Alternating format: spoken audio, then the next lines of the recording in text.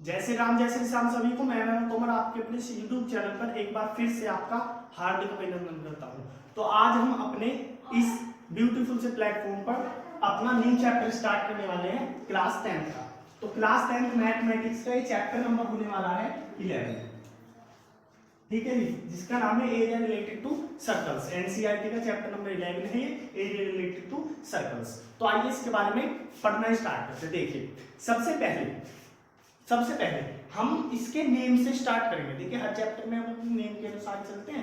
और अभी तक अगर आपने चैनल को सब्सक्राइब नहीं किया है तो चैनल को सब्सक्राइब करिए। आपको इस चैनल पर क्लास 10th और क्लास 9th का मैथमेटिक्स पढ़ने के लिए मिलेगा और फिजिक्स भी। तो देखिए area related to circles chapter 11। अब इसमें सबसे पहले इसका नेम देखते हैं, एरिया रिलेटेड टू सर्कल। तो एरिया है, किससे रिलेट कर रहा है? वो सर्कल से रिलेट कर रहा है। जी हाँ, तो सबसे पहले हमें सर्कल के बारे में जानना होगा। अब देखिए अगर आपको सर्कल के बारे में डीपली अच्छी तरह से जानना है, बेसिक बहुत अच्छे से बेसिक जानना है सर्कल का, तो आप चैप्टर नंबर 10 जाकर के पढ़िए। मेरी प्लेलिस्ट में आपको मिल जाएगा और लिंक डिस्क्रिप्शन में दिया हुआ है, आप वहां जाकर देख सकते हैं। ठीक है, तो आइए अभी थोड़ा सा पढ़ते हैं। सर्कल क्या होता है भाई? सर्कल होता है एक पॉइंट के एक फिक्स पॉइंट से फिक्स डिस्टेंस पर बनी एक डॉटेड पाथ को क्या कहते हैं? सर्कल बोलते हैं। ठीक है, तो ये फिक्स पॉइंट हमारा सेंटर कहलाता है, जिसको मैंने ओ बोल दिया। फिक्स डिस्टेंस हमारी रेडियस कहलाती है, जिसको मैंने आर बोल दिया। ठीक है जी, और ये सपोज दैट ये पॉइंट है पी। अब पी से लेके मैं ऐसे स्टार्टिंग ऐसे गया इसके चारों तरफ, तो वापिस इस पर आ गया। इस पी से गया और पी से ही वापस इस पर आ गया। मतलब मैंने क्या किया कि मैं इस पूरे सर्कल पर ये डॉटेड पाथ जो थी इस पर घूम के आ गया। तो इसका मतलब ये सभी जो घूम कर आया इसको बोलूंगा मैं सर्क्यूमफेरेंस। सर्क्यूमफेरेंस बोलूंगा। क्या बोलूंगा भाई? सर्क्यूमफेरेंस बोलूंगा। यदि मैं सर्कल के चारों तरफ घूमता हूं तो उसको सर्क्यूमफेरेंस बोलूंगा। ठीक है जी, और ये रेडियस होती है। अब अगर यदि मैं किसी सर्कल पर ऐसे कहीं भी दो पॉइंट मानकर ऐसी लाइन ड्रॉ कर देता हूं, ठीक है, कहीं भी सर्कल पर दो पॉइंट मानकर, इसके पाथ पर मतलब इसके सर्कमफेरेंस पर कहीं भी दो पॉइंट मानकर मैंने ए और बी दो पॉइंट माने और उनको मिला दिया, तो ये वाली लाइन कहलाती है भाई कोड। क्या कहलाती है भाई? कोड कहलाती है। ठीक है, और ये क्या कहलाती है? रेडियस कहलाती है। ठीक है, और यदि मैं इस कोड को बिल्कुल सेंटर से पास कराता हूं, मतलब रेडियस के ऊपर से पास कराता हूं, तो उस टाइम मैं इसको बोलूंगा भाई डायमीटर। क्या बोलूंगा? डायमीटर। तो मुझे क्या पता लगा कि डायमीटर कोड ही है सही मायने में। ठीक है, लेकिन कैसी कोड है? सबसे बड़ी कोड है, क्योंकि ये सेंटर से पास हो रही है, तो सबसे बड़ी कोड है। और ये कोड जैसे मैंने बोला इसका ये क्यों बोला, तो पी क्यों क्या हुआ? डायमीटर हुआ हमारा। पी क्यों से मैं क्या पता लगा कि इतना आर है, साथ के साथ ये भी आर है, तो आर और आर कितने आर? 2r। तो 2r बराबर डी, मतलब डायमीटर होता है। यहां तक कोई परेशानी नहीं जी। अब देखिए फिर से एक और बार हम सर्कल को ले लेते हैं। ये इसका सर्कल का सेंटर है। ठीक है जी, ये हमारा सर्कल है।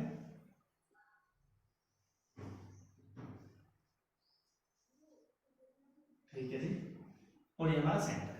अब देखिए ये तो सर्कल ही ठीक नहीं बना, ये है हमारा सर्कल, ये है इसका सेंटर। अब देखिए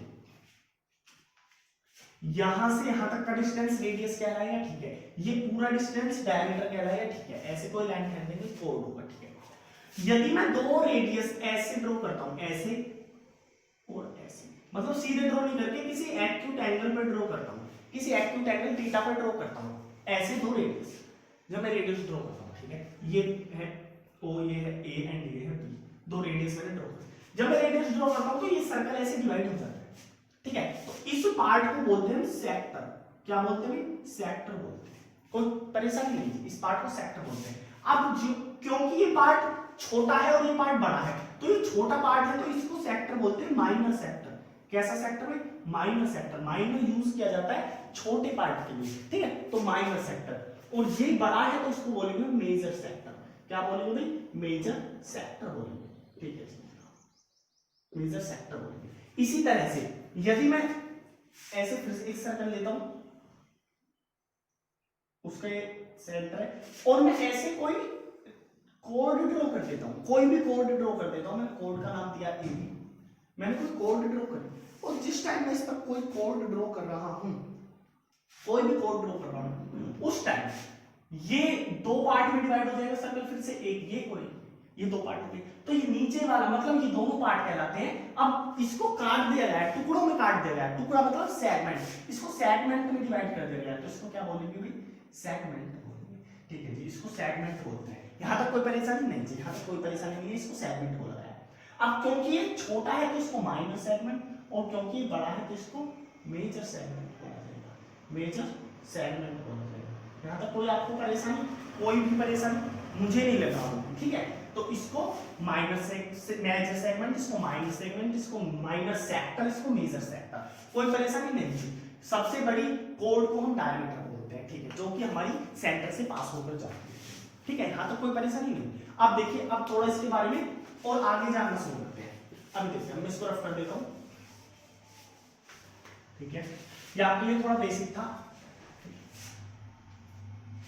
देखिए, अब हम पढ़ना शुरू करते हैं। देखिए, सबसे पहले हमने ये सर्कल लिया, कोई भी सर्कल लिया, ये उसका सेंटर है, ठीक है, सेंटर। अब जब ये इस सर्कल का एरिया क्या होगा, एरिया, एरिया क्या होगा, ठीक है, तो इसका एरिया होता है कि theta by 360 multiply pi are square. ये होता है किसी भी सर्कल का जब हम एरिया निकालते हैं, वो होता है theta by 360 pi are square. अब क्योंकि थीटा, थीटा मतलब इससे कितने डिग्री का एंगल हो रहा है, ये तो पूरे 360 डिग्री बन रहा है, तो 360 by 360 into pi are square. 360 जाएगा तो क्या बचेगा, पाई आर स्क्वायर बचेगा। तो इसीलिए फुल सर्कल का अगर हम एरिया बोले तो वो पाई आर स्क्वायर मिलता है, ठीक है, पाई आर स्क्वायर मिलता है। मतलब यहाँ पर थीटा कोई भी एंगल रख सकते हैं। अब देखिए, जैसे कि मैं अगर यहाँ कोई भी सेक्टर बना दूं थीटा एंगल का, थीटा एंगल का, और मैं आपसे बोलूं कि इसकी वैल्यू फाइंड करिए, मतलब इसका एरिया फाइंड करिए, इस वाले सेगमेंट का, इस सेगमेंट का एक सेक्टर, सॉरी, इस सेक्टर का एरिया फाइंड करिए, तो बिल्कुल एरिया अगर हम सर्कल का निकाल रहे हैं एरिया, तो वो क्या होता है, theta by 360 degree into pi are square. और यहाँ पर थीटा की वैल्यू क्या है, थीटा की वैल्यू सपोज दैट मैंने माना थीटा की वैल्यू है यहाँ पर 5, तो थीटा की वैल्यू है यहाँ पर 5, तो 5 by 360 degree into pi are square. ये हो गया area of sector, area of sector, area of sector. अब वो किसी सेक्टर के एरिया हो सकता है। अगर आपको इस वाले सेक्टर का एरिया निकालना है, मेजर सेक्टर का एरिया निकालना है, तो आप क्या करोगे कि ये 360 डिग्री होता है ना, तो ये हो जाएगा 360 डिग्री माइनस 5, ये थीटा हो जाएगा, फिर यहाँ पर पुट करिए और आंसर, ठीक है। ये तो हमें सबसे पहले क्या फॉर्मूला मिला कि अगर हमें एरिया ऑफ सेक्टर निकालना है तो वो होता है theta by 360 into pi are square, ठीक है। जो भी हमारे पास थीटा गिवन होगा वो थीटा लिखना है, कोई कंफ्यूजन नहीं होगा। इसी तरह से यदि मैं सर्कमफेरेंस की बात करता हूं, सर्कमफेरेंस की बात करता हूं, सर्कमफेरेंस की बात करता हूं, तो वो भाई होती है 2 पाई आर, 2 पाई आर। और बिल्कुल इसी तरह से सेम मैंने यहाँ रेडियस, सॉरी, यहाँ एक कोड ड्रॉ करा ए बी, ठीक है, ये होता ए बी कोड ड्रॉ करा। तो अब मैं बोलता हूँ कि इसकी, मुझे इसकी लेंथ बताओ केवल इतने एरिया, तो टोटल लेंथ, टोटल के लिए मैंने बताया था, टोटल के लिए बिल्कुल ये होता है, टोटल के लिए क्या होता है, सबसे पहले होता है theta by 360 into 2 pi r, ये होता है हर किसी के लिए फॉर्मूला ये होता है। अब अगर पूरे सर्कल का निकाल लो तो 360 बाय 360 इंटू 2 पाई आर, ये हो जाएगा, तो ये आ जाएगा 2 पाई आर, ठीक है। लेकिन अगर सर्कमफेरेंस निकालते हो तो लेंथ निकालते हो, किसकी लेंथ निकालते हो, ऑफ ए सेगमेंट। अगर यदि हम सेगमेंट की लेंथ निकालते हैं, किसी एक टुकड़े की लेंथ निकालते हैं, अब वो कितने थीटा पर बना हुआ है, थीटा हमें गिवन है, जो भी गिवन है थीटा वो 360 इंटू 2 पाई आर, तो ये हो जाता है हमारे पास एक और फॉर्मूला। तो हमारे पास नेक्स्ट फॉर्मूला, एक फॉर्मूला क्या है, area of sector, theta upon, इसे आप थीटा लिख सकते हैं, ये इसके लिए था केवल, तो theta upon 360 into pi are square, length of the segment theta by 360 into 2 pi r. यहां तक कोई परेशानी नहीं थी। अब देखिए, अब इसमें क्या होता है हमारे साथ कि हमसे बोल दिया जा रहा है कभी कभी कि इस सेगमेंट का, इस सेगमेंट का एरिया बताइए, केवल इस वाले सेगमेंट का एरिया बताइए, कोरेस्पॉन्डिंग सेगमेंट का इसका एरिया बताइए। तो जब ऐसे एरिया ऑफ सेगमेंट पूछे तो सबसे पहले आप दिमाग से सोचो, ये सेक्टर का एरिया तो आपने निकाल लिया है, सेक्टर का एरिया तो निकाल लिया है। अगर आप इस ट्रायंगल का और निकाल लो, एक इस ट्रायंगल का, तो आसानी से आप इसका एरिया निकाल सकते हो। कैसे कि इस सेगमेंट इस सेक्टर से, पूरे सेक्टर से इस ट्राइंगल को माइनस कर दिया। तो इसी तरह से अगर हमको एरिया ऑफ सेगमेंट निकालना है, सेगमेंट निकालना है, तो क्या होगा, area of sector minus area of triangle. ठीक है जी। तो एरिया ऑफ सेगमेंट होता है area of sector minus area of triangle. कोई परेशानी नहीं। तो ये इस टाइप से ना 3 फॉर्मूले केवल इसके अंदर पढ़ने के लिए मिलते हैं और जानने के लिए मिलते हैं। ठीक है, तो ये था इसका कंप्लीट बेसिक, ये था इसका कंप्लीट बेसिक। आइए इससे पहले आप इसका स्क्रीनशॉट लीजिए, फिर हम बढ़ते हैं अपने कुछ क्वेश्चंस की तरफ। ठीक है, हाँ तो आपने स्क्रीनशॉट ले लिया होगा। आइए क्वेश्चंस की तरफ बढ़ते हैं। देखिए सबसे पहले हमसे, जैसे हमसे वो क्वेश्चन बोलेगा कि हमारा एक सर्कल है, ठीक है, डायरेक्ट क्वेश्चन लिख रहा हूं मैं, जिसकी हमारे पास रेडियस की लेंथ है 7 सेंटीमीटर। ठीक है जी, रेडियस की लेंथ 7 सेंटीमीटर है, और उसमें एक सेक्टर ड्रॉ होता है जिसका थीटा है 60 डिग्री। ठीक है, जिसका थीटा है भाई 60 डिग्री, जिसका थीटा है 60 डिग्री। तो अब आप फाइंड करिए, क्या फाइंड करिए, find the area of sector. तो सेक्टर का एरिया फाइंड करिए। क्या बोलता है, वो एक सर्कल है जिसकी रेडियस 7 है। सबसे पहले आप एक सर्कल ड्रॉ करिए, ठीक है, उसमें एक रेडियस 7 सेंटीमीटर है जो कि, फिर वो बोल रहा है एक सेक्टर बनाया है, एक सेक्टर बना दीजिए, ये भी 7 सेंटीमीटर है, और ये हमारा थीटा है 60 डिग्री। अब इसका एरिया बोला है, अगर हमसे इसका एरिया बोला है तो सिंपल हमारे पास क्या फॉर्मूला होता है, सिंपल सबसे पहले फॉर्मूला की तरफ जाएंगे। तो area of sector, area of sector वो इक्वल होता है भाई थीटा बाय 360, साथ के साथ बोलते हैं ना भाई पाई आर स्क्वायर, यही तो होता है। हाँ जी, थीटा की वैल्यू यहाँ पर हमारे पास 60 डिग्री, ठीक है, वो 360 degree into pi are square.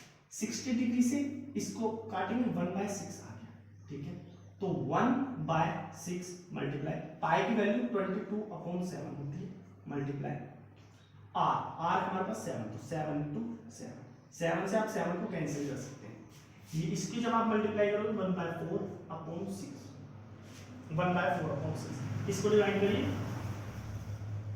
और तो ये आएगा 6 2 जा 12 और 6 5 जा 30, 0.66 जा 36, समथिंग ऐसा है, ठीक है, 25.6 समथिंग। ये सेंटीमीटर था तो सेंटीमीटर स्क्वायर, ठीक है। तो कुछ भी नहीं करना, सिंपल सिंपल जो भी हमें क्वेश्चन गिवन है उसमें सीधा फॉर्मूला पुट करो और आंसर पाओ, ठीक है। तो फर्स्ट फॉर्मूले का यूज है ये, फर्स्ट फॉर्मूले का यूज है ये। सेकंड फॉर्मूले का यूज देखते हैं। अब देखिए मैं, आप इसका स्क्रीनशॉट लीजिए फिर बताता हूं इसके ऊपर। हाँ तो आपने स्क्रीनशॉट ले लिया होगा। अब देखिए सबसे पहले बिल्कुल क्वेश्चन हमारे पास यही है, ठीक है, क्वेश्चन हमारे पास सेम यही है, क्वेश्चन बिल्कुल भी चेंज नहीं किया गया है, ठीक है। और वो हमसे बोल रहा है अब की बार कि एरिया फाइंड मत करो सेक्टर का, सेक्टर का एरिया फाइंड मत करो। उसने बोला एक कोड ड्रॉ होती है, एक कोड ड्रॉ होती है और जिसकी लेंथ है भाई 7 सेंटीमीटर, उसकी या फिर 14 सेंटीमीटर, 7 सेंटीमीटर, जिसकी लेंथ है 7 सेंटीमीटर, ठीक है जी। कोई कंफ्यूजन है यहाँ नहीं, जिसकी लेंथ 7 सेंटीमीटर है वो ड्रॉ होती है, ठीक है जी, ड्रॉ होती है। और वो थीटा जो बना रही है, वो एंगल जो ड्रॉ कर रही है, वो एंगल ड्रॉ कर रही है, थीटा ड्रॉ कर रही है 60 डिग्री का, बिल्कुल सेम बोल रहा हूं क्वेश्चन है, 60 डिग्री का थीटा ड्रॉ कर रही है। तो मतलब यहां जो वो आ रहा है वो 7 सेंटीमीटर आ रहा है, कोई परेशानी नहीं। अब हमसे बोलता है कि find the length of segment, segment की लेंथ फाइंड करिए। अब मैंने आपको बताया जब भी कभी लेंथ की बात है तो सिंपल क्या आएगा, लेंथ ऑफ सेगमेंट। देखिए सिंपल कुछ नहीं करना आपको, थीटा बाय 360 डिग्री लगाना है और साथ के साथ जो फॉर्मूला होता है वो लगाना, ठीक है, थीटा की वैल्यू यहाँ पर 60 है, तो 60 बाय 360 मल्टीप्लाई 2 पाई की वैल्यू 22/7 इंटू आर की वैल्यू हमारे पास 7, ठीक है भाई, 7 से 7 कैंसिल हुआ, 6 आया, 44/6 इक्वल्स टू 7.3 समथिंग, सही, इतना सेंटीमीटर है। कोई कंफ्यूजन नहीं आता, कोई भी परेशानी आता नहीं। तो ये आ गई है इसकी लेंथ, ठीक है, इसके लेंथ। अब आप बोलोगे भैया इसका क्या यूज है, इसका कुछ भी यूज नहीं, कुछ भी यूज नहीं था, कंफ्यूज करने के लिए, ठीक है। तो हमें इस टाइप से बोलता है, कभी कभी आप बोलोगे भैया क्या इसका कुछ भी यूज होता है क्वेश्चन जब हार्ड आगे लेवल पर जाते हैं ना, तब जाकर इसका यूज होता है, बिल्कुल यूज होता है, ऐसा नहीं बिल्कुल भी काम नहीं आएगी, काम आएगी, लेकिन इस क्वेश्चन में काम नहीं आएगा, ठीक है। तो आइए आप इसका स्क्रीनशॉट ले लीजिए, एक लास्ट जो हमारा फॉर्मूला था उसके ऊपर और देखते हैं क्वेश्चन, फिर आगे, ठीक है। तो आपने स्क्रीनशॉट ले लिया होगा, देखिए बिल्कुल हम सेम यही रखते हैं, बिल्कुल सेम यही रखते हैं, और यहां से बोलते हैं हम क्या बोलते हैं कि भाई एरिया, बिल्कुल यही मैं बोल देता हूं, in the given figure, in the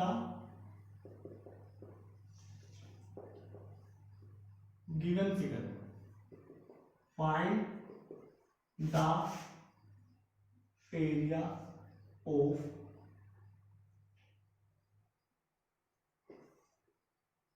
corresponding segment. Corresponding segment मतलब इसके इस सेक्टर के साथ जो सेगमेंट बन रहा है, ठीक है, उसको कोरस्पॉन्डिंग सेगमेंट, ठीक है। अभी एरिया निकालते हैं, तो एरिया निकालने के लिए हमें सिंपल क्या करना है, जब एरिया ऑफ सेगमेंट निकालते हैं ना हम, एरिया ऑफ सेगमेंट, तो उसके लिए हमारे पास फॉर्मूला था कि area of sector minus area of triangle, है ना, यही तो था जी हाँ। एरिया ऑफ सेक्टर क्या होता है, theta by 360 degree multiply pi are square minus area of triangle. अब ये कैसा ट्रायंगल है, ये इक्विलेटरल ट्रायंगल होता है √3/4 a स्क्वायर, ओके। थीटा की वैल्यू 6t और ये 360 जी हाँ, और ये 22/7 एंड ये मल्टीप्लाई r is 7, तो 7 into 7, ओके, माइनस √3/4 7 into 7, ठीक है जी।